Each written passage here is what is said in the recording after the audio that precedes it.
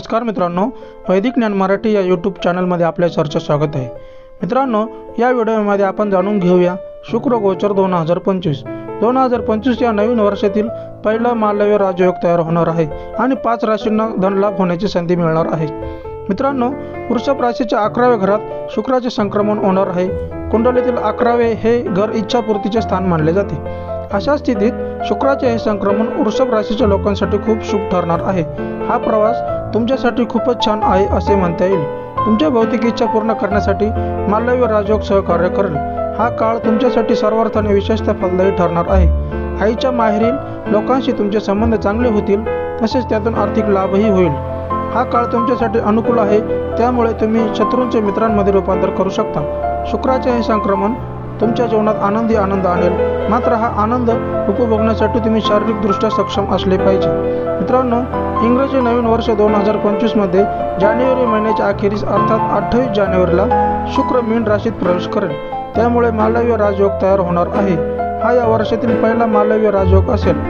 या राजयोगात वृषभ आणि मिथुन राशींसह 5 राशींना अपार संपत्ती, प्रसिद्धी आणि भौतिक सुखाची प्राप्ती होईल। तसेच करिअरमध्येही नवीन उंची गाठता येईल। मित्रांनो, शुक्र हा ग्रह सौंदर्य, संपत्ती, श्रीमंती, प्रसिद्धी असे भौतिक सुख देणारा ग्रह आहे। त्यामुळे ज्यांचा शुक्र उच्चीचा असतो त्यांना संसार सुख पुरेपूर उपभोगता येते। मीन हे जल तत्वाचे लक्षण आहे आणि चंचलता हा या राशीचा स्वभाव आहे। मीन मध्ये काही गुण आहेत जे शुक्राच्या सारखेच आहेत, त्यामुळे मीन राशीमध्ये शुक्र उच्च स्थानावर जात आहे। शुक्राच्या संक्रमणामुळे निर्माण होणारा मालव्य राजयोग हा पंचमहापुरुष राजयोगापैकी एक आहे, ज्यामुळे पुढील राशींना त्याचा लाभ होणार आहे। मिथुन राशीच्या लोकांसाठी शुक्राचे संक्रमण 10व्या घरात होणार आहे। हे संक्रमण तुमच्या करिअरमध्ये तुमच्यासाठी खूप फायदेशीर ठरणार आहे। वरिष्ठांकडूनही तुमचे कौतुक होईल। एवढेच नाही तर कामाच्या ठिकाणी सहकार्याशी तुमचे संबंध चांगले नसतील तर या काळात ते संबंध सुधारतील। या संक्रमणामुळे तुम्हाला परदेशातून करिअरसाठी चांगल्या संधी मिळू शकतील।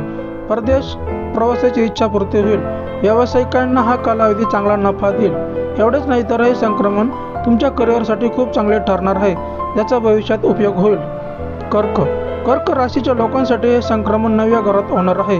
कुंडलीतील 4थे घर भावना, कौटुंबिक आनंद, आई आणि मातृभूमीशी संबंधित असते।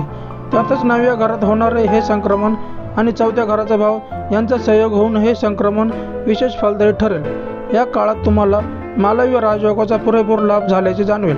आध्यात्मिक आणि धार्मिक कार्यामध्ये रस वाढेल। तीर्थक्षेत्री जाण्याचीही संधी मिळेल। तसेच कामानिमित्त लांबच्या प्रवासाला जावे लागेल। नशिबाची साथ लाभून नोकरी व्यवसायात भरभराट होईल।